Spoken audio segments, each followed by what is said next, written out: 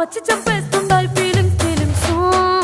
వచ్చిండాయి feelings వచ్చిండాయి feelings వచ్చి వచ్చి చంపేస్తుండాయి feelings feelings